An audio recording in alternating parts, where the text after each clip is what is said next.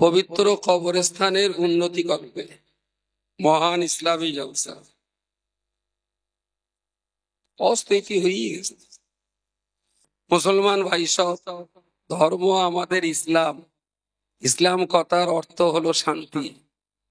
তার মানে রাস্তায় ঘুরে ঘুরে বেড়ায় না। এই শান্তিকে পেতে হলে প্রয়োজন কোরআন এবং হাদিসকে অনুসরণ করা।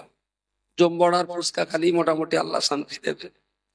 কিন্তু আজ আমরা কোরআন এবং হাদিসকে ভুলিয়া দিক হারা, দিশে হারা, পথ হারা হইয়া হিংসা, অহংকার, কুসংস্কার, পরনিন্দা, পরচর্চায় লিপ্ত হইয়াছে। তাই সঠিক পথের সন্ধান পেতে তাফসিরে কোরআন মাহফিলের আয়োজন করা হয়েছে। মাহফিল শেষে কবরবাসীদের মাগফিরাত ও বিশ্ব শান্তির জন্য দোয়া হইবে। ইনশাআল্লাহ উক্ত মাহফিলে জাতি, ধর্ম, বর্ণ নির্বিশেষে সকলের উপস্থিতি ও সহযোগিতা একান্ত কামনা করছি। মাশাআল্লাহ। তার মানে রোগ এরাও জানে, আর সেই রোগের ওষুধ এরা জানে, খাওয়াতে পারে না, তাই আঙ্গা ডাকে। রাস্তার উপরে যে সমস্ত ভাই বন্ধু যারা অযথা সময় নষ্ট করছেন, পবিত্র কবরস্থানের উন্নতি করবে।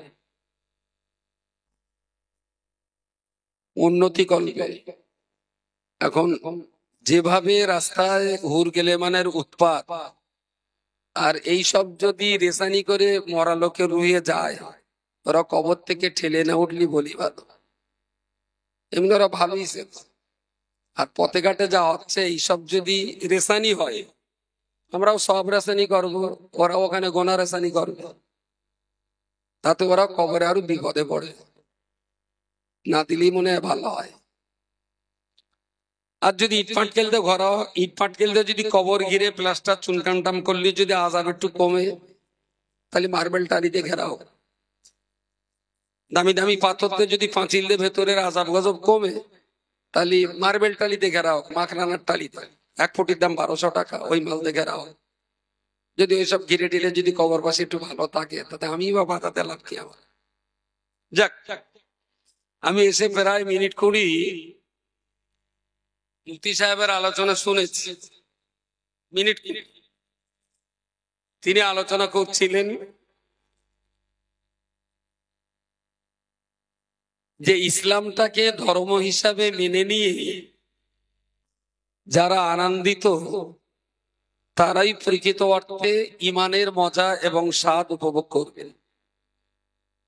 তার উপরে তিনি ব্যাখ্যা বিশ্লেষণ করে আমাদেরকে বোঝাচ্ছিলেন যে কেমন হওয়া উচিত আর এখন কেমনটা আছে, তাই তো নাকি? কেমন হলে ভালো হতো আর আমরা কেমন আছি, সেই কথা বলতে বলতে কিছু আইবুড়ো ছেলের কপালেও বাস ফেলে দিয়েছে, যেন আশীর্বাদটা তার না হয়। এই আইবুড়ো কটা কারণটা ধরা পড়ে গেছে। তো আমি তার পরপরই দুটো কথা বলার জন্য কোরআন শরীফের একটি আয়াত আর হাদিস শরীফের দুটো অংশ আপনাদেরকে শুনিয়েছি। যে কটা মানুষ আছে যদি বুঝবার চেষ্টা করেন, কঠিন একদম না, খুব সহজ, বুঝতে পারবে। আর প্রথমেই বলে রাখি, বিদায় হজ্জে রাসূলুল্লাহ সাহাবীদেরকে যা নসিহত করেছিলেন, সর্বশেষ তিনি বলেছিলেন এই কথাটা, যে আমি তোমাদেরকে যে কথাগুলো বলেছি, যারা আজকে এই মজলিসে এই হজের ময়দানে আসতে পারিনি, আমার এই কথাগুলো তোমরা তাদের কাছে পৌঁছে দিও। 1,20,000 মানুষকে নিয়ে হজ্জাতুল বিদার লম্বা চওড়া বক্তব্য তিনি দিয়ে বলেছিলেন, তোমরা শুনেছো, বুঝেছো, যারা আসতে পারিনি আমার এই বার্তাগুলো তাদের কাছে একটু বলে দিও। আমি আপনাকে অত বড় দায়িত্ব না দিলেও রাসূলুল্লাহর হাদিসের অনুকরণ এইটা অন্তত বলতে পারি, যে আজকে এখানে অজনসিয়াত শুনে আপনার যেটা বুঝ বুদ্ধিতে ধরা পড়ে, অন্তত বাড়িতে যে ছেলেটাকে, মেয়েটাকে, বৌমাটাকে, স্ত্রীকে একসঙ্গে নিয়ে এই কথাগুলো তাদেরকে একটু বলবেন, যে আজকে মুফতি সাহেব এসেছিলেন এই কথাগুলো বলে গেছে, তাহলে হয়তোবা ধীরে ধীরে ধীরে ধীরে একটা জায়গা আমাদের তৈরি হতে পারে। এবারে যে কথাটা বলা, বসে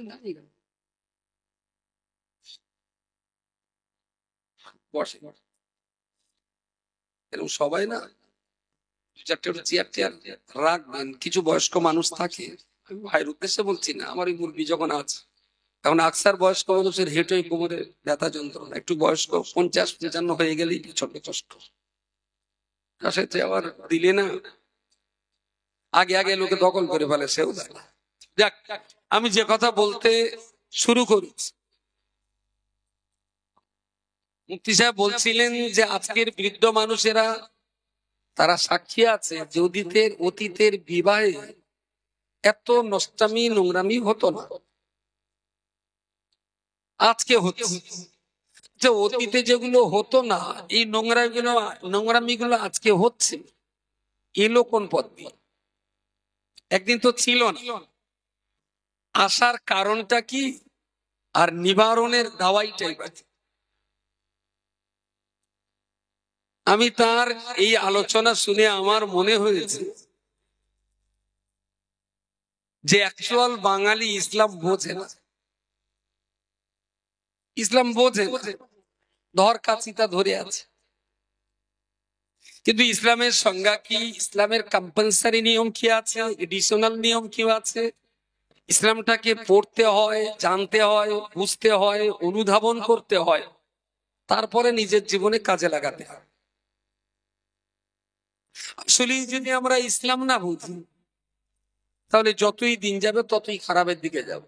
দুটো জিনিস জানব, একটা ছেলে বিয়ের পরে তার শ্বশুর চাইতে চাইতে হয়নি শখ করে একটা নতুন বাইক দিয়েছে 2.5 লাখ টাকা দাম। কারণ ও দেখলো আমার তো একটা বাইক আছে আর শ্বশুর দিয়েছে বেচারা শখ করে, একটা বাড়ি থাক। একেবারেই ঘরের ভিতরে খাটের এক পাশে বাইকটা খুব যত্ন করে রেখেছে আর নিজের বাইক চালায়।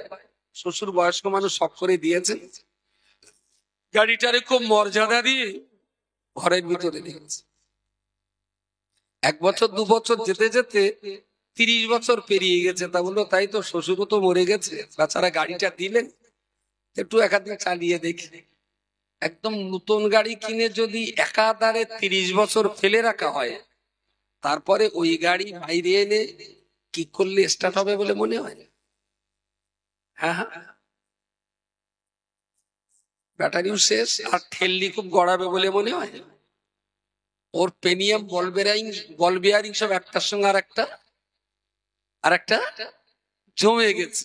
গাড়ি কিন্তু নতুন, 10 কিলোমিটার শুধু শোরুম থেকে ঘরে এসে। আচ্ছা, এই গাড়িটায় পানি পড়িনি, এই গাড়িটার বাইরে ধুলোবালি পড়িনি, গাড়িটা ইউজ হয়নি, এই গাড়িটা নষ্ট হওয়ার কারণটা কি? বলেন বলেন। না চালানো গাড়িটা যদি 30 বছর চালানো হতো, কিছু পার্টসপত্রের ক্ষয়ক্ষতি হলেও গাড়িটা চলতো, কিন্তু না চালিয়ে বসিয়ে রেখে রেখে গাড়িটা আরো, তাহলে নতুন গাড়ি কোনো কাজ না করে রেখে দিলেও 30 বছর পরে কিন্তু বেকার। আচ্ছা, এইটা একটা উল্টে, কোন একটা ভাঙাচোরা বুলেট গাড়ি স্টার্ট হবে না, ভাঙাচোরা।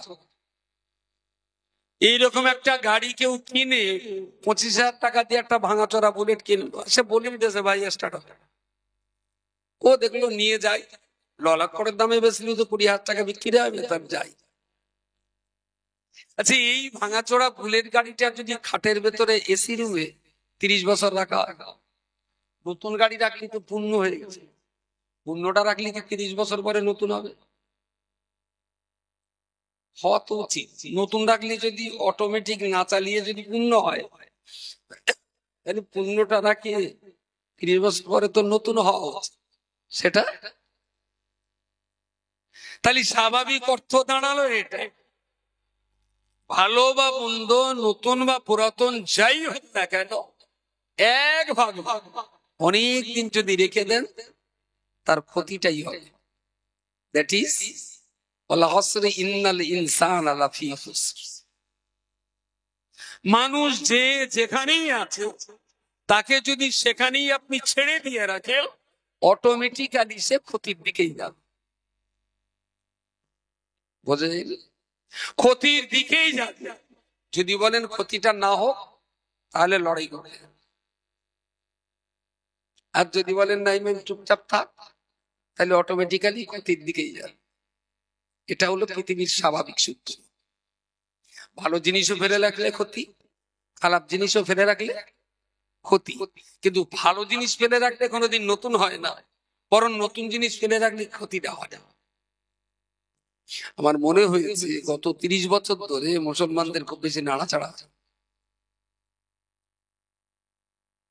ভালো পথে থাকতে গেলে, ভালো রাখতে গেলে যে কষ্ট, যে মেহনত, যে পরিশ্রমটা করা উচিত, সেইটা করানো হয়নি। তোমার এক জায়গায় থেকে থেকে অটোমেটিক ক্ষতির দিকেই যাচ্ছে।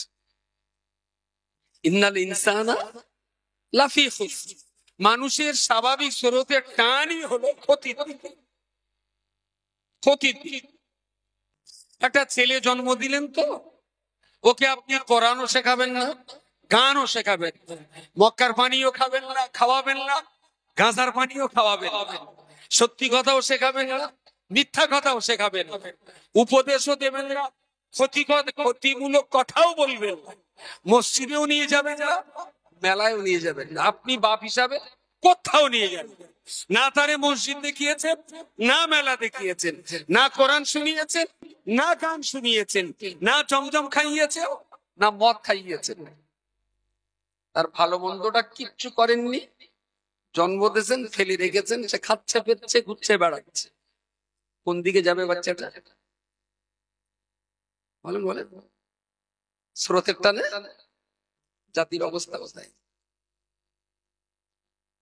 যদি মনে করেন ক্ষতি করব, তাহলে তার ভালো বলতে হবে না, খারাপ বলতে হবে না, এমনি ফেলে রাখুন, অটোমেটিক ক্ষতি হবে। যদি মনে করেন যে না ভালো চাই, তাহলে লড়াই চাই, অনেক চেষ্টা, অনেক কষ্ট, অনেক মেহনত, অনেক পরিশ্রম করলে তবে ভালোটা হবে। যদি মনে করেন খারাপ চাই, কোনো পরিশ্রম না করে ছেড়ে দেন, এমনি খারাপ হবে, এমনি খারাপ হবে। সমাজের যে দুরবস্থার কথা তিনি বলছিলেন, অত্যন্ত বাস্তব কথা। এখন কথাগুলো তিনি বলে গেছেন, তার আর হাতে সময় নাই।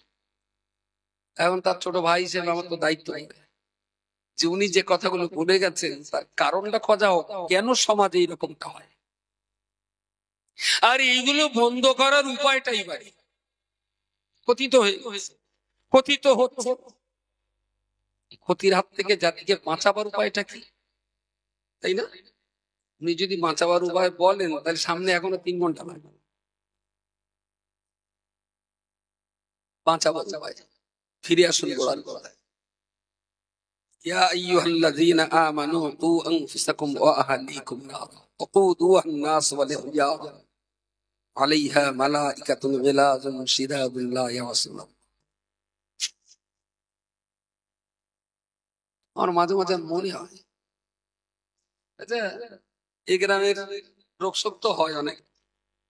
কেউ গ্রামের ডাক্তার দেখায়, কেউ বসিরহাটের, কেউ কলকাতার, কেউ বারাসাতের, কেউ বা ভেলোরের, কেউ বা বেঙ্গলোরের। তো একটা ডাক্তার দেখালেন, 2200 টাকা ফিস।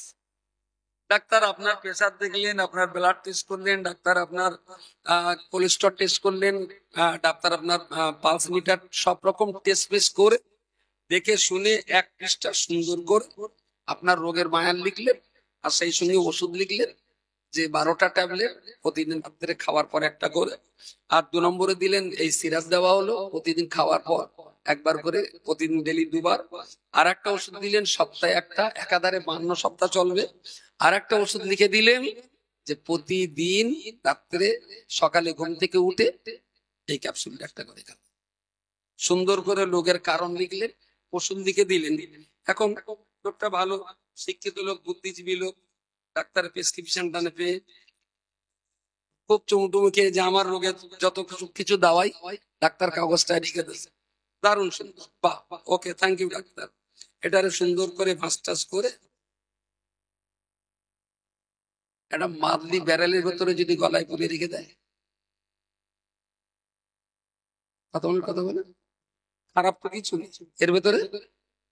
ডাক্তারের উপকারের ভালো ভালো কথা লেখা আছে, ওইটা গলায় রেখে দিয়েছি। দমের কষ্ট কমবে, হ্যাঁ, হেঁটুর ব্যথা, মাজার কলেরা। মুসলমান কত চালাক পার্টি! আল্লাহ কোরআনে সব প্রেসক্রিপশন করে দিয়েছেন সুন্দর করে। পার্টি কোরআনের ওষুধ খাবে না, কোরআন লিখে শুধু গলায় ঝুলিয়ে বেড়াবে। কত বড় ইডিয়েট না হলে! আরে আল্লাহ প্রেসক্রিপশন করেছেন ওষুধ খা, যেমন ওষুধ খাবে। দেখো যত লোক তাবিজ করতে সব জায়গায় যাবে। আচ্ছা, আমার একটু আবার তবলিক মনে হচ্ছে না? ওই তাবিজ জ্বলানোর ব্যাপারে বলছি, আবার কি আলে হাদিসটা দিছিল নাকি? আরে this is a prescription of Allah. কোরআনুল কারীমটা তো বান্দার ভালো রাখার প্রেসক্রিপশন। এ গুটি প্রেসক্রিপশন অনুযায়ী ওষুধ খাবে না, শুধু প্রেসক্রিপশন লিখে গলায় ঝুলে বেড়ায়। এর কোনো রিয়াকশন কিচ্ছু হবে না। পৃথিবীতে এই দক্ষিণ এই দেবগ্রামে একটা লোক দেখাবেন, একটা লোক, অনলি ওয়ান পারসন, যে লোকটা ডাক্তারের প্রেসক্রিপশন ওষুধ না কিনে তাবিজ করে গলায় ঝুলিয়েছে। এরকম গন্ডমূর্খ। কিন্তু কোরআনের প্রেসক্রিপশন না গিলে গলায় ঝোলাচ্ছে। ওরা কিন্তু জানে যে ডাক্তারের প্রেসক্রিপশনটা গলায় ঝোলানি সারবে না, ওটা খেতে হবে প্রেসক্রিপশন অনুযায়ী। ঔষধ খেতে হবে, তাহলে সারবে। ওর বেলা পার্টি চালা। ডাক্তার যে প্রেসক্রিপশন দিয়েছে এর বেলা পার্টি খুবই চালা। 2200 টাকা ডাক্তারের ফি, আরো 22,000 টাকা দিয়ে ওষুধ কিনে খাবে। আর ছেলেটা যখন বদমাইশি করবে, ফ্রি ফায়ার খেলবে, খৈনি ডলবে, তেরঙ্গা খাবে, তখন ওর বাপ হুজুরি কাজ নিয়ে বলবে, ও হুজুর একটু তাবিজ কবজ করে দাও দিন, আমার ছেলেটার মনে হচ্ছে কোনো দুষ্টু জেনে টেনে ধরেছি, এত পরিমাণ তেরঙ্গা খাচ্ছে বলা। শালা গান্ডু সেই তাবিজ নিয়ে গলায় ঝুলিয়ে দিলে। আরে কোরআনের আয়াতটা পড়ে তুই বাচ্চাটারে বোঝা। কোরআনে কত সুন্দর সুন্দর কথা আছে, তুই বাচ্চাটারে কোরআন গলায় ঝোলাবি কেন? ওরে ভালো করে বোঝা, ব্রেন ঘুরে কথাগুলো কলবে চলে যাক, তোর কচি ইনশাল্লাহ খারাপ চরিত্রগুলো থেকে ভালো হয়ে যাবে। কিন্তু পার্টি ডাক্তারের প্রেসক্রিপশনটা বোঝে, কিন্তু সৃষ্টিকর্তার প্রেসক্রিপশন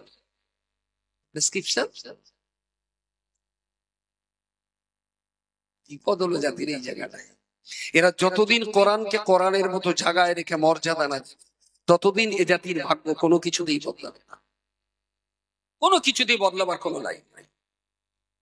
আমার আল্লাহ পাক রব্বুল আলামিন কোরআন শরীফের ভিতরে বলেছে, ইয়া হে পৃথিবীর ইমানদার মানুষেরা, তোমরা যারা আমি আল্লাহকে বিশ্বাস করে নিয়েছো, আমাকে তোমরা দেখতে পাওনি কিন্তু এক বলে বিশ্বাস করে নিয়েছো, আমাকে দেখতে পাওনি তারপরেও রুজিদাতা হিসাবে বিশ্বাস করে নিয়েছো, আমাকে তোমরা দেখতে পাওনি তারপরেও হায়াত মউতের মালিক বলে বিশ্বাস করে নিয়েছো, জান্নাত জাহান্নাম দেখোনি তারপরেও জান্নাতের আশা করো, জাহান্নামকে তোমরা ভয় করেছো বান্দারে। আমি আল্লাহ যখন তোমাদের কাছে বিশ্বাসী হয়ে গেছি, তাহলে আমি আল্লাহ তোমাদিগের জন্য বলছি, তোমরা অবশ্যই তোমরা তোমাদের নিজেদেরকে জাহান্নাম থেকে বাঁচাও, ও আহলিকুম নারা, আর তোমরা জাহান্নাম থেকে বাঁচার চেষ্টা করার পাশাপাশি তোমার সন্তানাদি, তোমার ছেলে মেয়ে, তোমার বৃদ্ধ বাবা মা, তোমার প্রতিবেশী, তোমার গ্রামবাসী, তাদিগকেও তুমি জাহান্নাম থেকে বাঁচাবার জন্য চেষ্টা চালাও। ও আল্লাহর বান্দা মনে রাখুন, আলাইহা মালাইকাতুন গিলাদুন শিদাদুন লা ইয়াসুনাল্লাহ। আল্লাহ পাক রব্বুল আলামিন জাহান্নামের ফেরেশতা দিগকে বলেছেন, ফেরেশতারে কঠিন এবং কঠোর নিষ্ঠুর হয়ে জাহান্নামীদের শাস্তি দিবি।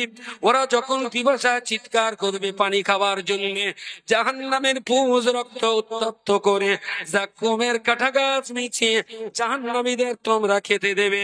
নিষ্ঠুর ফেরেশতাদেরকে সেখানে মওজুদ করে দিয়েছেন। ওরা কোনোদিনের জন্য দয়া দেখাবে না, জাহান্নামীদের প্রতি কখনোই তাদের দয়া হবে না। অনন্ত অসীম কান ধরে তারা জাহান্নামীদের আযাব গজব আর শাস্তি দিতেই থাকবে। এই জাহান্নাম কাদের জন্য? আল্লাহ পাক ঈমানদারদেরকে বলেছেন, তোমরা ওই জাহান্নাম থেকে বাঁচো, আর তোমাদের সন্তান, স্ত্রী, পুত্র, বাবা মা, তোমাদের প্রতিবেশী আর গ্রামবাসী দিগকে ওই জাহান্নাম থেকে বাঁচাবার জন্য লড়াই করো। উচিত ছিল না আজকের এই মোড়ের মাথায় একটা স্বেচ্ছাসেবককে দাঁড় করিয়ে দেওয়ার, যে মেয়েটাই মাথা আলগা করে আসবে, ও মামা এটা একটা সবার মজলিস, মা তোমার অন্যটা দিয়ে একটু মাথায় দাও মা, তাহলে নিজেও বাঁচলাম, আমার কচিটারও বাঁচাবা। এই কথাটা বলার লোক আছে সমাজে? হ্যাঁ, বললে বলবে তোমার চরকার। তার সুন্দর কথা। যদি কারো রস করতে যাই, কচি তেরঙ্গাটা খাসলে বাবা, হ্যাঁ কচি চল আদানে নামাজটা পড়ে আসে, এই সমস্ত কথাগুলো বলতে গেলে বলে,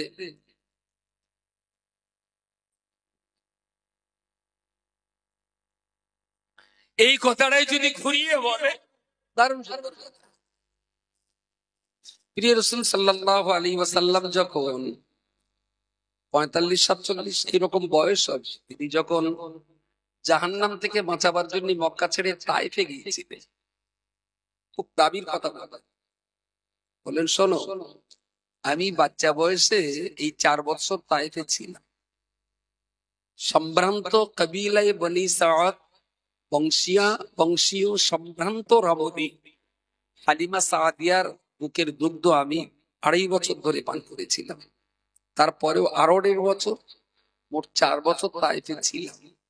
তো তায়েফের মানুষের সাথে আমার একটা আত্মার আত্মীয়তা আছে। আল্লাহ আমাকে জাহান্নাম থেকে বাঁচার মতো কিছু দাওয়াই দিয়েছে। আমি সেই দাওয়াই অন্যদের দেওয়ার আগে মনে করলাম, তায়েফের মানুষ যখন আমার আত্মার আত্মীয়, জাহান্নাম থেকে প্রথম আমি তায়েফের মানুষদেরকে বাঁচাই। আমি এসেছি তোমাদের কাছে, তোমরা জাহান্নাম থেকে বাঁচো। মুহাম্মদ কি করলে জাহান্নাম থেকে বাঁচা যাবে? কঠিন আগুন থেকে কি করলে বাঁচে?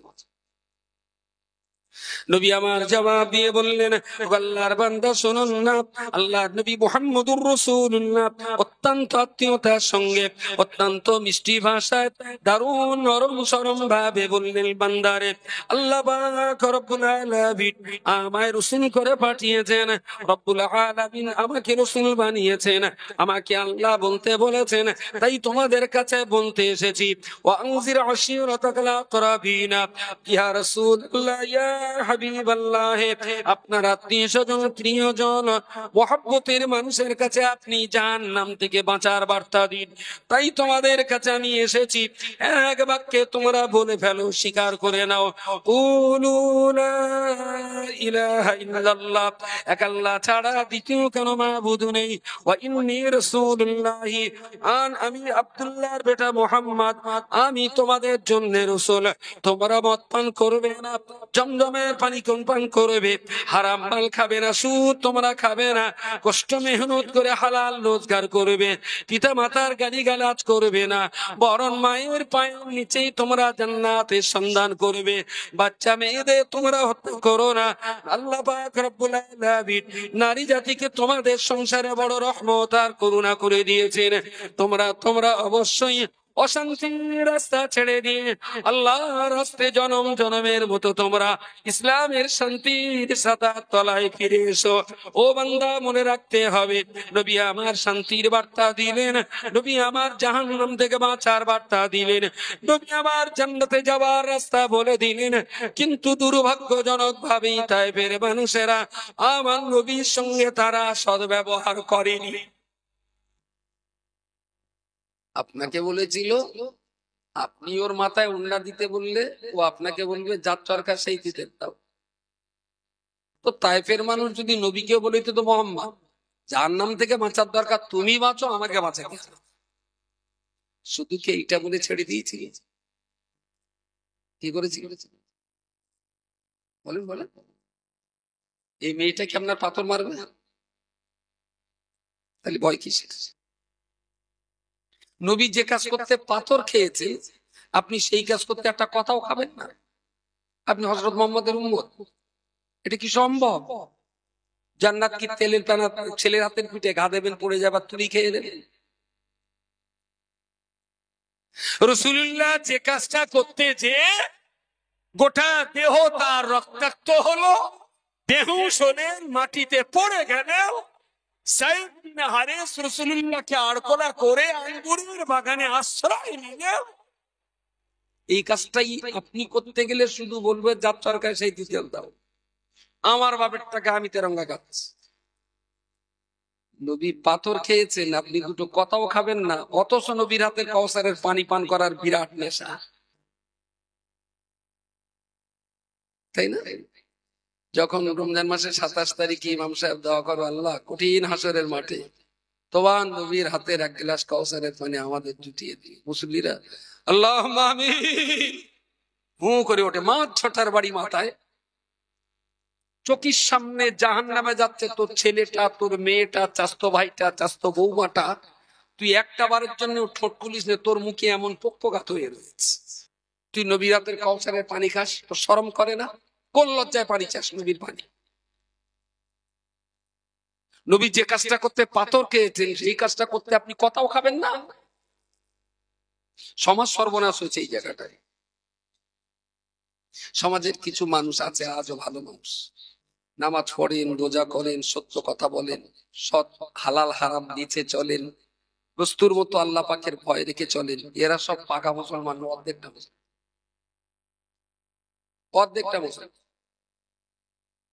প্রিয় শ্রোতা মণ্ডলী, মনে রাখুন আল্লাহ পাক তো কোরআনের ভিতরে বলেছেন, কু আনফুসাকুম ওয়া আহলিকুম নারা, কু আনফুসাকুম, তুমি তোমার নিজেকে জাহান্নাম থেকে বাঁচাও, ওয়া আহলিকুম নারা, তোমার সন্তানাদি, পাড়া প্রতিবেশী, আত্মীয় স্বজন, প্রতিবেশী, গ্রামবাসী আর মহল্লাবাসী, তাদেরকেও তুমি জাহান্নাম থেকে বাঁচাও। বান্দা, আপনি নিজে বাঁচলেন মানে, আপনি নিজে বাঁচার চেষ্টা করলেন মানে 50% মুসলমান আপনি হবেন।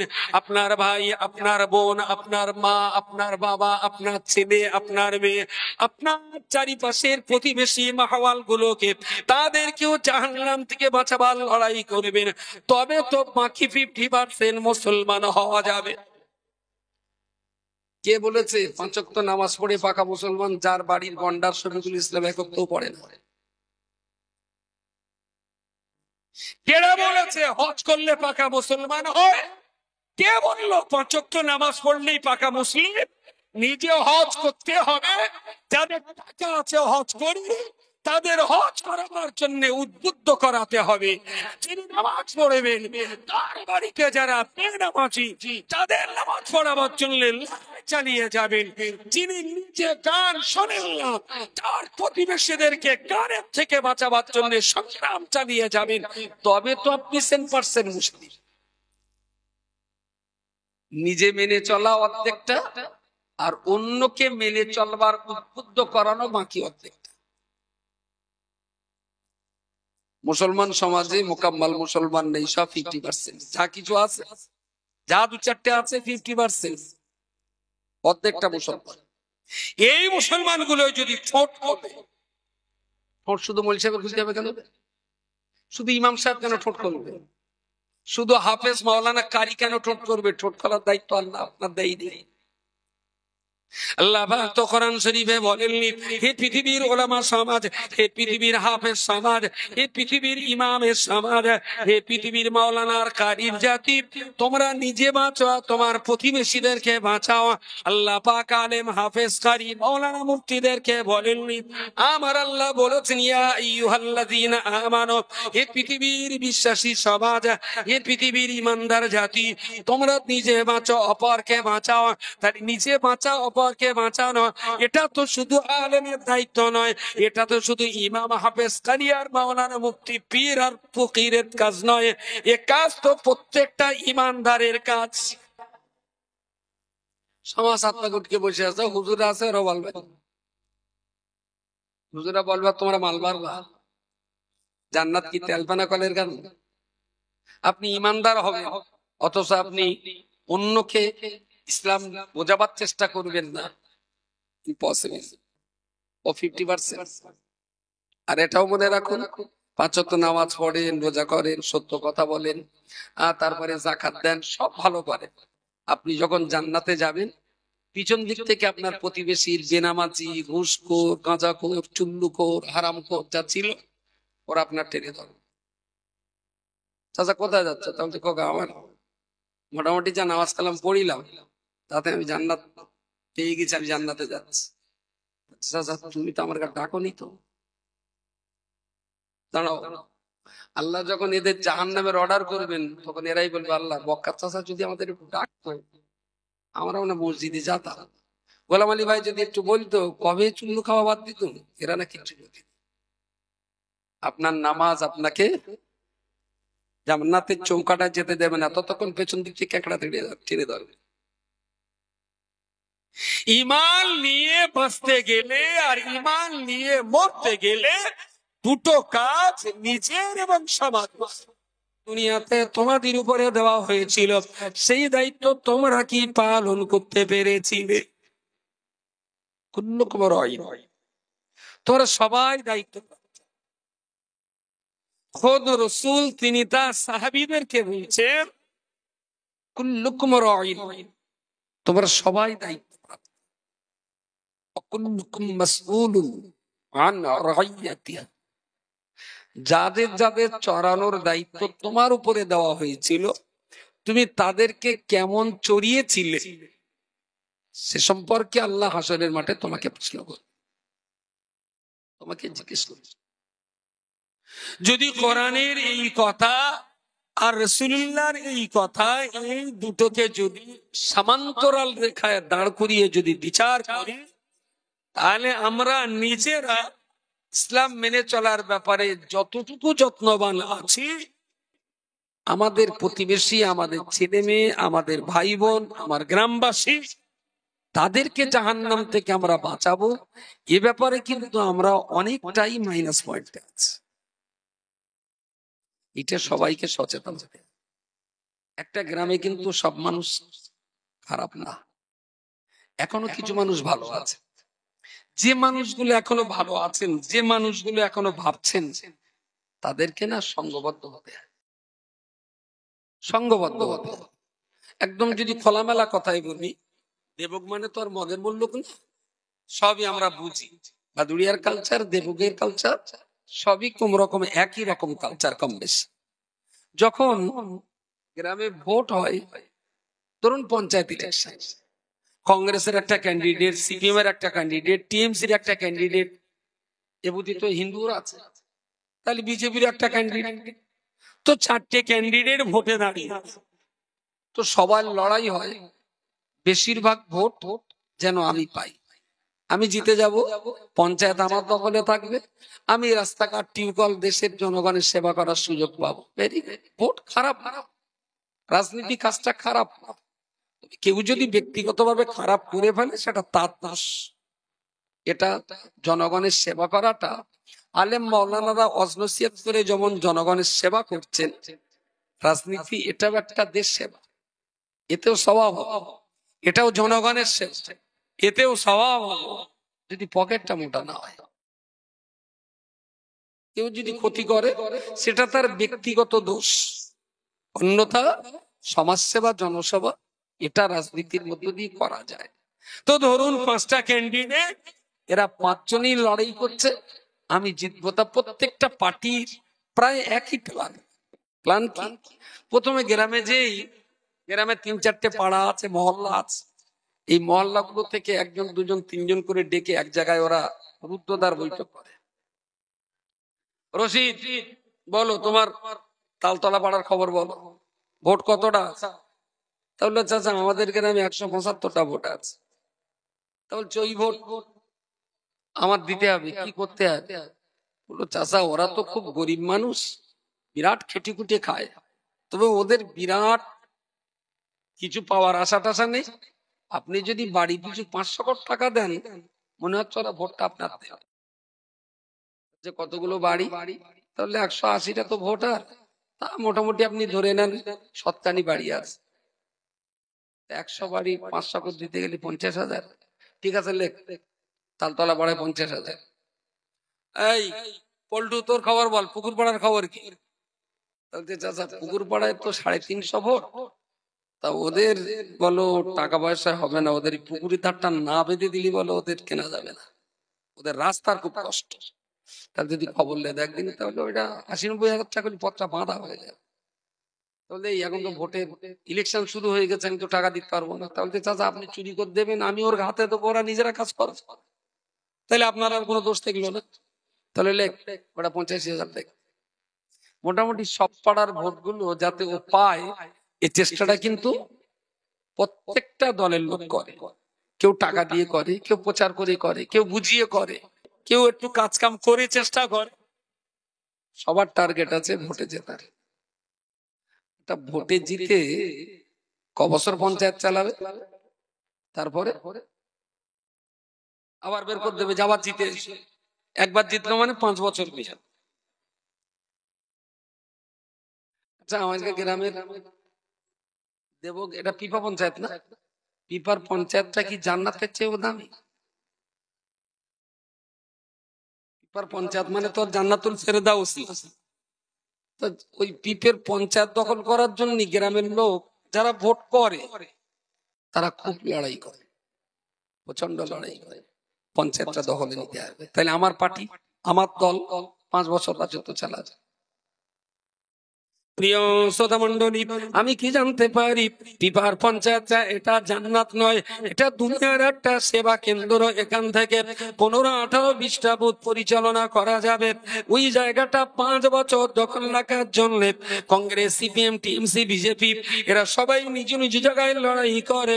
অধিকাংশ ভোট নেবার জন্য এরা তো লড়াই করে বান্দা। আমি আব্দুল মাতিন, আপনি আব্দুল সত্তার, গোলাম আলী, আমরা তো 5 বছরের জন্য ভোট করে পঞ্চায়েত দখল করি। কিন্তু আল্লাহ পাকের জান্নাত যদি একবার দখলে আসে, ওটা তো 5 বছরের দখল নয়, অনন্ত অসীম কালের জন্য জান্নাতের দখল। ও বান্দা, আমি কি বলতে পারি, টিএমসি পার্টির লোকেরা তারা যদি পঞ্চায়েত দখল করার জন্য গোটা গ্রামের ভোট নেওয়ার যদি সংগ্রাম করতে পারে, সিপিএম এর লোক তারা যদি পঞ্চায়েত দখল করার জন্য গোটা গ্রামের ভোট পাওয়ার লড়াই যদি তারা করতে পারে, আমি আব্দুল মাতিন পড়েছি লা ইলাহা ইল্লাল্লাহ, এক আল্লাহ ছাড়া দ্বিতীয় কোনো মাবুদ নেই। তাহলে পার্টির যদি অধিকার থাকে ভোট গুলো তাদের ব্যালট বাক্সে ফেলে দেওয়ার, আমি ইমানদার হিসাবে আমার কি লড়াই থাকবে না আল্লাহ পাকের জান্নাতটা ভর্তি করা? ওরা রাজনীতি করে, ওরা লড়াই করে ওদের ব্যালট বাক্স ভর্তি করা। আমি তো আল্লাহকে ইমানদার বলে আল্লাহকে একবারে মেনে নিয়েছি, আমি তো ইমানদার। টিএমসির যদি লড়াই থাকে সব ভোটগুলো ওর বক্সে নেওয়া, তাহলে আমারও তো একটা লড়াই আছে, গ্রামের সব লোকগুলোকে জান্নাতে টেনে নিয়ে যাওয়া। এর কি প্ল্যান আছে দেবকের মুসলমানদের হাতে? এই গ্রামের কেউ যেন জাহান্নামে না যায়। বাচ্চা থেকে বৃদ্ধ, নারী থেকে পুরুষ, জওয়ান থেকে যুবতী, এই গ্রামের সব মানুষ যেন জান্নাতি হয়। সব মানুষ টিএমসি করুক, সব মানুষ বিজেপি করুক, সব মানুষ সিপিএম করুক, এটা তো প্রত্যেকটা দল চায়। ইমানদার হিসাবে তো আমারও তো চাওয়া পাওয়া ছিল যে গ্রামের সব মুসলমান যেন কথা বলে জান্নাতে যাক। এই লড়াইটা আছে গ্রামে। কেন ভোটের লড়াই তো খুব জম্পেশ করে হয়, জান্নাতের লড়াইটা কেন হয় না? যার যা খিদে সেগুলো মিটিয়ে দিয়ে যদি ভোট কেনার চিন্তা হয়, তাহলে আমরাও তো দুটো মাতালের হাতটা ধরে বলতে পারি, ভাই তুই কোন রোগের জন্য, কোন কষ্টে তুই মদটা খাস বল, আমরা তোর পাশে আছি, আজকে তার মদটা খাওয়া যাবে না, ওইটা বাদ দিতে হবে, বল তোর কি লাগে। এই বাচ্চা, তুই জুমার নামাজ পড়তে যাও না কেন? হ্যাঁ, গ্রামের লোক বলে না?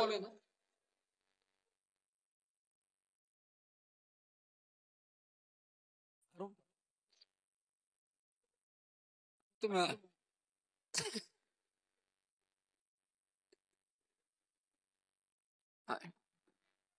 না, উনি উনি একটু বলেছে, ওনার দুঃখের কথাটা উনি বলেছে। Very good. কষ্টটা বল ভেতরে আছে, কষ্টটা ভেতরে আছে। প্রিয় শ্রোতা মণ্ডলী, মনে রাখুন নবী মুহাম্মদুর রাসূলুল্লাহ সাল্লাল্লাহু আলাইহি ওয়াসাল্লাম তিনি চেষ্টা করেছিলেন, তিনি ফল পেয়েছিলেন। মাতালকে যদি আমি আপনি হাতটা ধরতে না যাই, তাহলে মাতাল মদ ছেড়ে কি করে ভালো জায়গায় ফিরবে?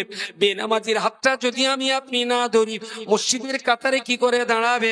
আমি তার বাড়িতে যেতে পারি, তাকে তো আমি বলতে পারি, চাচা ভোট নেবার জন্য 500 টাকার বিনিময়ে তুমি তো ভোটটা কংগ্রেসকে দিয়েছিলে, তাতে আমার কোনো দুঃখ নেই। কত টাকার বিনিময়ে 5 ওয়াক্ত নামাজি হবে চাচা? আমরা তোমাকে মসজিদে নিয়ে যাওয়ার জন্য এসেছি। কোন কোন খিদে তোমার রয়েছে?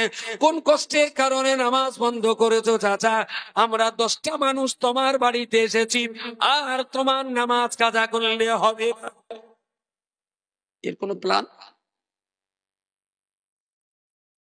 তাহলে যারা প্ল্যান করে তারা সফল, যাদের হাতে কোনো প্ল্যান নেই তারা ব্যর্থ। আপনি জানবেন এই গ্রামের বেনামাজিরও যদি জান্নাতে না যায়, হাজিও জান্নাতে যাবে না। তাতে কতবার হজ করেছে আর কত ফুট লম্বা দাঁড়িয়ে আমার দেখার কোনো দরকার নেই, কারণ তারা দায়িত্ব পালন করে। আর আপনার কথা যদি সত্যি হয়, হজ করে এসে গরমে যদি বেনামাজির সঙ্গে মোসাফা না করে, তাহলে সে মক্কায় গিয়ে আবু জেহেলের সঙ্গে তার দিদার হয়েছে, মুহাম্মদ সাল্লাল্লাহু আলাইহি ওয়াসাল্লামের সঙ্গে তার দিদার হয়েছে। কারণ মক্কায় গিয়েও যদি গরম ঠান্ডা না করতে পারে, তাহলে পৃথিবীতে তার গরম আর কোথাও ঠান্ডা হবে না। মক্কায় তো হজ করতে যেতে হয় গরম মেটাবার জন্য, টাকা হয়ে গেলে গরম হয়, তাই সেই গরমটা ঠান্ডা করার জন্য ওর জামা খোল, লুঙ্গি খোল, পায়জামা খোল, কোমরের বংশী খোল, আন্ডার প্যান্ট খোল, হাতে তাবিজের মাত দিয়েছে ওটাও খোল, খুলে 2 টুকরো কাফনের কাপড় পরিয়ে দেয়। জমিদারি বাটা কোম্পানির শু, টাটা কোম্পানির প্যান্ট, জিয়াজি কোম্পানির শার্ট, হাতে মাথা পর্যন্ত সব খুলে নে, একটা সাদা কাপড় কোমরে জড়িয়ে দে, আর একটা গায়ে দে। এইবার সামনে আয়নাটা ধরে বল, বকার ভাই কেরম দেখাচ্ছে দেখা। যদিও না কেঁদে ফেলে আমার কান বলে দেবে, মরার আর বাকিটা আছে। আমি বললাম, হ্যাঁ, তোমার কবরের সমানের জন্যই তো মক্কায় পাঠানো হচ্ছে, তুমি এখন কবরের নাগরিক, যাও মক্কায়। গরম ঠান্ডা করার জন্যই তো হজ। আর হজ করার পরেও যদি এই চিন্তা হয় যে বেনামাজির হাতে হাত দেবো না, তাইলে হয়তো আবু জেহেলের সঙ্গে তার দিদার হয়েছে, নবীর সঙ্গে। আরে মানুষের যদি কাছাকাছি না হয়, তাহলে ভালো পথটা দেখাবো কি করে? প্রয়োজনে মাতালের বাড়ি তো যেতে হবে, প্রয়োজনে চোর গুন্ডা ডাকাত তার বাড়িতেও যেতে হবে। এই গ্রামে যদি দেহ ব্যবসায়ী কোনো পতিতাও থাকে, তাকেও জাহান্নাম থেকে বাঁচাবার জন্য গ্রামের ইমাম, মুয়াজ্জিন, মুতাল্লি, আলেম, হাফেজ, মাওলানা তারা ডিউটি আছে বেশ্যার বাড়িতে যেও ওই কুপ্রবৃত্তি থেকে তাকে বাঁচাবার জন্য তার সামনে। গ্রামের বেশ্যা যদি জাহান্নামে যায়, ইমামও যাবে জাহান্নামে, কারণ তার সুপথ দেখানোর দায়িত্বটা তোমাদের ছিল, তোমরা তার পথ দেখাও। Very good. আমরা 2 বার 3 বার 4 বার 5 বার 10 বার 12 বার 15 বার 20 বার গেছি। ও বলল না আমি ভাই এই ব্যবসা ছাড়বই না, বিনা পুঁজির ব্যবসা, আমি মজা পেয়ে গেছি। অন্তত আপনারা হাসরের মাঠে বলতে পারবেন যে আল্লাহর চেষ্টা করেছিলাম, তাই না? চেষ্টাটাই আপনার সফলতা। এইটা দেখেন দিন, হাটে কি পৌষ মাসের শীত, 6-7 ডিগ্রি তাপমাত্রা, ঘরের ভিতরে সোয়েটার কম্বল গায়ে দিয়ে গরম হয় না। সেই রকম সময় রাত 9টার দিকে বনাই মাছ জামাই। মা বললো, মা তিন একদিন একটু পুকুরি জাল ফেলে একটা মাছ হয়, কেন মা? শীতি জাল, তাহলে তো দুলাভাই কি করবো, সে সেক্সি বেগুন আর সেক্সি কলা, একটুখান দেখদিন জালটা ফেলে যদি একটা চারা পোনা মাছ টাছ হয়, ওই একটু উল্টে দেবো। মার আবার বিরাট ব্যাপার, জামাই না খাওয়া যদি নিয়ে আবার অসুবিধা হবে। চল জামাই যত্ন না তো ঘুরি, ওটা মেয়ে যত্ন। এখন মা আমার বললো আমি 2টো অভিনয় করতে পারি। 1 নম্বর অভিনয় করে দিতে পারো, মা এত শীতে আমি জাল ফেলতে যাবো না। 1 বার 2 বার 3 বার মা টাকা তোমার বড় ছেলে পাঠাও, মূর্তি বলে গিলাটের মা। আমি বললে আমার বড় ছেলে তো বাড়ি নিতে, তুই একটু যা। মাথা খারাপ, আমি যাবো। একটা হতে পারে, অগ্রাহ্য করলাম। আমার দোলাভাই শুধু কলা আর বেগুন খেলো, মাছ হয়েছে। আর একটা হতে পারে, ও তা তুই বলতো জাল ফেলতি, তাহলে একটু দেখ না, ওই ঘাট কান্দায় কেন একটু ফেলে দেখ। তা মার কথা মেনে আমি গিয়েছি, সেই শিখেছি। জালটা বাগিয়ে পুকুরের এক কোনার দিকে ফেলেছি। জাল যখন ফেলে টেনতেছি, পুরো জাল ওপরে ভেসে উঠেছে, ভেতরে কুঞ্চি ছিল, তা কেডা একদম কুঞ্চির পালার ওপরে পরে জাল খাই মাটি পর্যন্ত যায়, সেই কুঞ্চি ছাড়াতে জীবন দগ্ধ। তখন আমার কাঁপ চড়ে গেছে। বাড়িতে চলে গেলে মা ঠকঠক করে তো কাঁপছি, কোন রকম জালটা হাতে দিলাম, আর সেই জাল না কুঞ্চিতে পড়লো, মাছ একটা হয় না। কিন্তু সব বোনাস, তুই কি তোর এত কাঁপাচ্ছে, সে কি চুলোর পাশে দাঁড়া, চুলোর পাশে দাঁড়ালা। দুলাভাই ভাত, সেক্সি কলার সেক্সি বেগুনি খেয়েছে, মা আমার উপরে সন্তুষ্ট। কথা বলছে, মা আমার উপরে, জামাই কিন্তু মাছ দিতে পারিনি, কিন্তু ছেলের উপরে মার কোনো অভিযোগ নেই। মাছ না হলেও প্রতি চেষ্টাটা করেছে, আমি সেটাই বলছি। আপনি বললেই যে প্রতিটা ভালো হবে, নাও হতে পারে, কিন্তু কোঁতানি সেতু জালটা ফেলা লাগবে যদি ইমানদার হন। আর যদি মনে করেন যে এত দায়িত্ব, যে নোংরা কাজ করে তারও বলতে হবে, যে চোর তার বাড়িও যেতে হবে, যে নামাজি তাকেও ডাকতে হবে, যে মাতাল তারও ডাকতে হবে, অত দায়িত্ব আমি নিতে পারবো। হতেই পারে আমি 50টা টাকা দিচ্ছি, কালকে কোর্টে চলে যাবেন, নাম কামাল উদ্দিন, ওইটা বলে দেবেন যে আমি কামাল উদ্দিন থাকবো না, আমি কমল দাস হব। 100 টাকাতে এফিডেভিট করে আপনি মুসলমান থেকে পাল্টে হিন্দু হয়ে যাবেন। আর কোনো দায়িত্ব, গ্রাম বাঁচাবার আর কোনো দায়িত্ব। আমি একবারও অমুসলমানদের বলেছি যে ভাই তোমরা এসো কেন নামাজ পড়ে না, খ্রিস্টানরা এসো কেন নামাজ পড়ে না। আমি ইমানদারদের বলছি, যদি আপনি ইসলামের ছাতির থেকে বাইরে চলে যাবেন, আর সাই গোষ্ঠী 14 কেউ বলবে না। মুফতি সাহেব কিরকম কাঁথা কাঁচা করে দিলে, হদ্দ করে তো কেচে দেয়। যদি আপনি ইসলামের ছাতির বাইরে যেতেন, তাহলে কাঁচা আপনার মোটেই কাছবে না। যদি মনে করেন দায়িত্ব নিতে পারবো না, 50 টাকার মোকদ্দমার টাকাটা আমি দেবো, আপনি মুসলমান থেকে কনভার্ট হয়ে অন্য ধর্মে চলে যান, আপনার কোনো দায়িত্ব নেই। আর যদি ইসলাম ধর্মে থাকেন, তাহলে আপনার দায়িত্ব। এ দায়িত্ব কতদিন? যতদিন আপনার দেহ ভালো আছে ততদিন।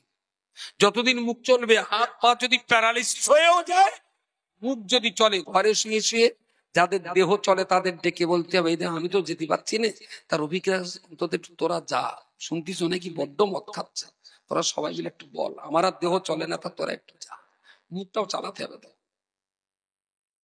নবী আমার হাদিস শরীফের ভিতরে বলেছেন, মান রাআ মিনকুম মুনকারান ফালিয়ুগাইয়িরহু বিয়াদিহি ফাইন লাম ইস্তাতি ফাবিলিসানিহি ফাইন লাম ইস্তাতি ফাবিকলবিহি ওয়া যালিকা আযাফুল ঈমান।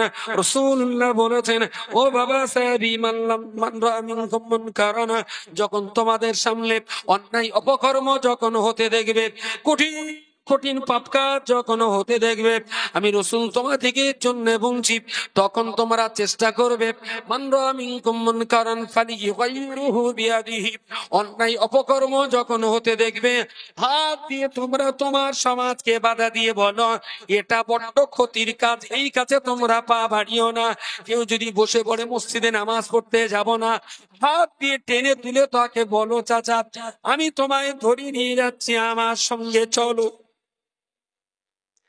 খারাপ কাজটা রোকার জন্য হাত কাজে লাগাও, ভালো কাজটা আগে বাড়ার জন্য হাতটা কাজে লাগাও, কাজে লাগাও। পোকা, তুই তো নামাজ পড়তে বলতেছিস, এখন যা শীত, এই শীতে কি উজু করার মতো? আমি চাচা একটুখানি দাঁড়াও, একটুখানি দাঁড়াও বলেই বাড়িতে হিটারে ফেলে এক বন্যা পানি গরম করলে চাচা, ও চাচা চাচা একদম পানি গরম করলে শোনা একটু উঁচু করলে, চল না তুই যাই মসজিদে। বলেন বলেন, কতক্ষণ ওই লোকটা অস্বীকার করতে পারে নামাজ পড়বো না বলে? দায়িত্বটা কাদের? কথা বলে ইমানদারদের, যেহেতু আমরা ইমানদার। তাহলে আমার হাত দুটোকে কাজে লাগতে হবে, কাজে লাগাতে হবে ভালো কাজের অগ্রগতি চললে, খারাপ কাজকে রুখে দেওয়ার জন্য।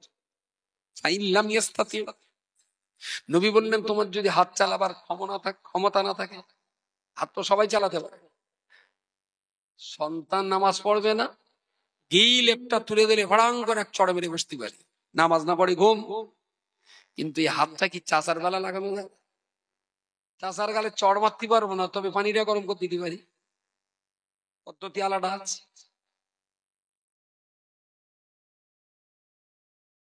বললেন যদি হাত চালাবার পাওয়ার না থাকে, ভাবি কালবি, মুখ চালাও। হাত দিয়ে যদি বাধা দিতে না পারো, একটু মুখ দিয়ে বাধা দাও। হাত দিয়ে যদি ভালো কাজের অগ্রগতি করতে না পারো, তাহলে মুখ দিয়ে বলে একটু ভালো কাজের অগ্রগতি ঘটাবার চেষ্টা চালাও। যদি হাতও না চলে, মুখও না চলে, বললেন ভাবি কালবি, তুমি অন্তর দিয়ে আল্লাহর কাছে দোয়া করো, আল্লাহ দেশের জনগণকে তুমি খারাপ থেকে বাঁচাও, আল্লাহ দেশের জনগণ যারা ভালো কাজ করছে তুমি তাদের হাতকে বাড়িয়ে দাও।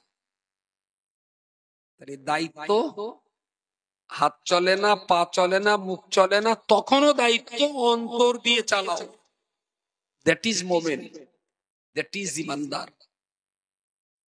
আমি ইসলামের জন্য হাত চালাবো না, ইসলামের জন্য জবান চালাবো না, ইসলামের জন্য অন্তর দিয়ে ভাববো না, এই লোকটা মুসলমান না। প্রিয় শ্রোতা মন্ডলী, মনে রাখুন, তাহলে যে লোকটা ভোটে দাঁড়িয়েছে, ভোটে জেতার জন্য তার একটা টিম আছে, তার একটা দল আছে, তার একটা গোষ্ঠী আছে, তার গোষ্ঠী নিয়ে দারুণ সুন্দর লড়াই চালিয়ে যাচ্ছে। ভোটে জিততে হবে। দুনিয়া 5 বছরের জন্য পঞ্চায়েত, পার্লামেন্ট, রাইটার্স ভবন দখল করার জন্য এরা যদি এত লড়াই দিতে পারে, 5,000 নয়, 5 লক্ষ নয়, 5 কোটি নয়, 5 লক্ষ হাজার কোটি নয়, অনন্ত শীতকালের জন্য আল্লাহ পাকের জান্নাত দখল রাখার জন্য, আর ওই জান্নাতের ভিতরে আমার গ্রামের মানুষের সংখ্যা বাড়াবার জন্য আমার লড়াই করতে হবে। সে লড়াই হাত দিয়ে হতে পারে, সে লড়াই জবান দিয়ে হতে পারে, সে লড়াই অর্থ দিয়ে হতে পারে, সে লড়াই আমার গাঁটির টাকা দিয়ে হতে পারে। লোকটা বলল, খোকা তুমি তো নামাজ পড়তে বলছো, আমার তো ভালো চপ্পল নেই। আমি সঙ্গে সঙ্গে বাড়ির চপ্পল জোড়া ধরে দিলাম, চাচা আমার চপ্পল পরে তুমি চলো, আমি আমার অন্য চপ্পল পায়ে দিয়ে যাব। ভোটে জেতাবার জন্য দল করতে যে যদি গাঁটির টাকা ঢোবাতে হয়, তাহলে জান্নাত ভর্তি করার জন্য জমিদার কোটিপতিদের গাঁটির টাকা ডোবানো লাগবে। That is Muslim. পার্টি করতে গেলেও তো গাঁটির টাকা খরচা হয় না, ও বলে একরকম নেশা। যারা দল করে, সে যে দলই করি, কোটা ভাগ ধরনের নেশা। সারা রাত জাগবে, আবার গাঁটির টাকা দেবে, আবার বাইকের তেল দেবে। 5 বছরের টিপে পঞ্চায়েত দখল করতে যদি এত কিছু করে, হাজার হাজার লক্ষ লক্ষ কোটি বছরের অনন্ত জান্নাত দখলের জন্য গাঁটির টাকা কিছু হতেই পারে, দেহ যেতেই পারে, অর্থবিত্ত তার পিছনে ব্যয় হতেই পারে। সবকিছুর আগে প্রথম দরকার একটা ভালো গোষ্ঠী, একটা ভালো জামাত, একটা দল। এসার নামাজ মসজিদে 5টা লোক নামাজ পড়বে, জামাত হয়ে গেছে, তারা 5 জনে ঢুকেছে নামাজ পড়ে। এ ওর ঠেলে দিচ্ছে তুই পড়া, ও ঠেলে দিচ্ছে তুই পড়া, কেউ পড়াবার শিকার হচ্ছে। শেষ মেশ বললো যাচ্ছি, যাচ্ছেই বললি স্বভাব কথা এককের বিনিময় বলেন বলেন স্বভাব। জমাত তো হয়নি, আলাদা আলাদা পড়েছে। তাহলে এসার নামাজ পড়েছে মানে একক্তর নামাজের সব। এই 5টা লোক তুই পারবি না, আমি পারবো, দাঁড়াতে বেনামাজি একটা হুজুর ভাইকে দেখি, ও ভাই দিয়ে এসে খুঁজে খুঁজে খুঁজে করছে, আর তারা হাবের সাহেব দেখে যায়, তুই নামাজ পড়েছো? তা বলছে না। তাহলে আমরা 5 জন নামাজ পড়বো, তা পড়তি তো সব হবে, তা স্বভাব কেন কমলো? তুই বাবার তুই ইমাম হ, আমরা জমাত করে নামাজ পড়ি, তাহলে এককের বিনিময় 70 গুণ সওয়াব পাবো। তাহলে 5 জনেই নামাজ পড়েছে, একা একা পড়লে 1 গুণ, আর জমাত করে পড়লে 70 গুণ। সমাজটাকে যদি সুন্দর করতে হয়, আপনিও একা পারবেন না, আমিও একা পারবো না, দরকার হলো জামাতের, দরকার হলো দলে। গ্রামে যদি 10টা ভালো মানুষ থাকে, গ্রামে যদি 20টা ভালো মানুষ থাকে, আমি এখনো বলছি আপনারা এই 20টা 25টা ভালো মানুষ এক জায়গায় হয়। আব্দুল মাতিন যেভাবে বললো, ইমানের দাবি খারাপ মানুষদেরকে বাঁচাতে হবে, পথ দেখাতে হবে, উপদেশ দিতে হবে। কারে দিয়ে করা যায়? নাও আমরা 10টা মিলে, আমরা 10 জন মিলে চেষ্টা করি, একসঙ্গে মিলে চেষ্টা করি। ধরুন এটা একটা নারকেল গাছ, এখন এইটারে টেনে ফেলতে গেলি টেনে ফেল, নারকেল গাছ টেনে কাশি দিয়ে ফেলতে হয়। এখন এইটা কাশি দিয়ে টেনে ফেলতে গেলি ধরুন 100 শক্তি দরকার, 100 শক্তি দরকার। এই 100 শক্তি 10 জন লোক হাজির হয়ে গেল, বললো আমরা 10 শক্তি দেব। তা প্রথমে এক নম্বর লোক এসে 10 টান মারবে, পড়বে। দ্বিতীয় লোক এসে আবার 10 টান মারবে, পড়বে। কি করতে হবে? তাহলে 10 জন একসঙ্গে যদি হেইলসা বলে টান দেয়, তাইলে নারকেল গাছ পড়বে। গ্রামে আমাদের যা একটু ভালো আছে, এরা শক্তি দেয় না দেয়, 10 জন 10 বার আলাদা আলাদা করতে। গ্রাম গোছাতে গেলে, সমাজ ভালো করতে গেলে, জাতিকে জাহান্নাম থেকে বাঁচাতে গেলে, যুব শক্তিকে খারাপ থেকে বাঁচাতে গেলে 10টা মানুষ একসঙ্গে মিলে ধরো কাছি, আল্লাহর নাম নিয়ে টান দাও, একে টানে নারকেল গাছ পড়বে। কিন্তু আমাদের ইউনিটি নেই, ভালো মানুষ সঙ্গবদ্ধ নয়। বললি বলবেন বাড়ির ভাত খেয়ে মনের বসে দাঁড়াবো, এটা ইমানদারের কথা না, এটা স্বার্থপরের কথা। এটা মুসলমানের বক্তব্য নয়, এটা আত্মকেন্দ্রিকতার বক্তব্য। মুসলমান কখনো একা জান্নাতে যেতে চাইবে না, মুসলমান চাইবে আমরা সবাই জান্নাতে যাব। তাহলে মুসলমান। আর যে ব্যক্তি কেন্দ্রিক, আত্মকেন্দ্রিক, স্বার্থপর, বাইরে টুপি দাড়ি জুব্বা যত বড়ই হোক না কেন, ভিতরে লোকটা মুসলমান না। মুসলমান কখনো জান্নাতে একা যাওয়ার চেষ্টা করে না, সে চাইবে তার সমাজ, তার প্রতিবেশী, তার সংসার সবাইকে নিয়ে জান্নাতে যাবে। ত্রুটি বিচ্যুতির জন্য ক্ষমা চাইছি। মৌলানা আব্দুল মুহিত সাহেব আমার পরবর্তী বক্তা, আলহামদুলিল্লাহ তিনি এসেছেন। মজলিসটা একটু ছত্রভঙ্গ হলো, মাঝখানে জেনারেটরের লাইন একটু অফ থাকার জন্য। তো আমার যা লাজা করে ভালোর জন্যই করে, অনেকদিন পর আজ দেবো ডুবে গেছে। আমার যা মুড ছিল, যদি লাইনটা অফ না হতো তা যা কোসান কোসাতো মেয়ের গাবার হয়তো বডিতে টেনতো না। কারণ ডায়রিয়া রোগীর যদি 1000 পাওয়ারের উপরে মাল দেওয়া হয় না, অনেক সময় বডিতে টানে না, হাত পা খেঁচে, মাঝে মাঝে রুগী খেঁচ হয়। আমার আজকে যা ছিল, ঠিকঠাক দিলে হয়তো রুগীর আবার খিচুনি চেপে যাবে। তা মাঝখানে একটু লাইনটা অফ হয়ে আমার আবার সে টেনশন খানিকটা কমে গেছে। আল্লাহ ভালো রাখুন, চেষ্টা করুন সবাইকে নিয়ে বাঁচবার। আল্লাহর রহমত হবে, এহ পরকাল আমাদের ভালো হবে। আমার জন্য দোয়া করুন।